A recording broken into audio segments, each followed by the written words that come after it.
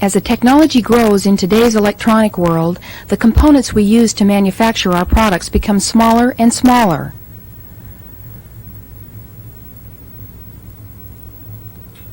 These components are typical of what we come in contact with every day at work.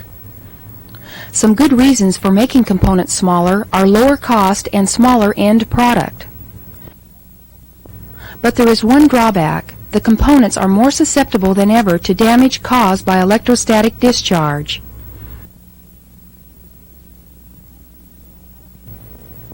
This experiment is intended to show how a component is damaged with ESD. Using a device called a can opener, an engineer is removing the casing surrounding a dual-gate MOSFET part.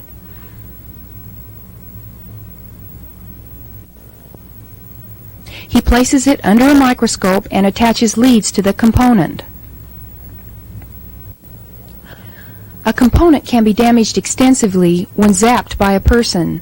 As much as 18,000 volts can be generated by just getting up from a chair.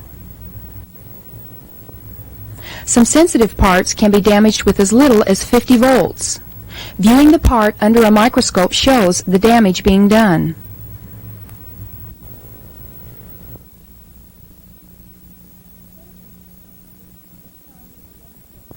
Instead of using a person, this time we will demonstrate with a device called an electrostatic discharge generator. With this device, we can apply varying amounts of voltage to the component.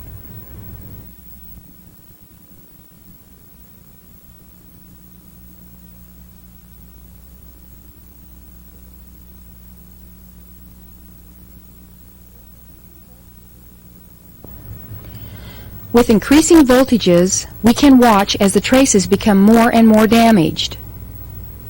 As we start with 500 volts, the dark spots indicate where the damage occurs. Notice, there is no pattern to the damage. It can happen anywhere. Imagine that a part was slightly degraded by a single discharge. Repeated discharges will eventually cause the part to fail completely.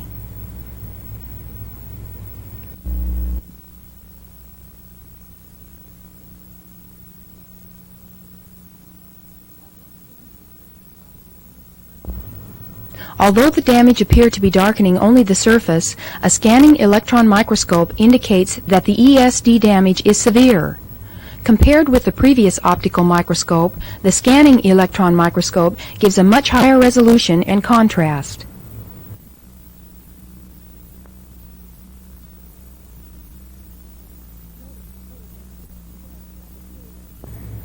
Notice the holes and pits formed by materials being blown away. The microscope verifies that this component cannot possibly function again. All ESD damage does not cause failures immediately.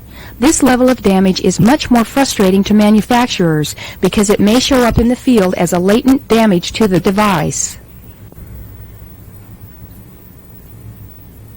Every person who handles components from subassembly to the finished product can cause ESD damage.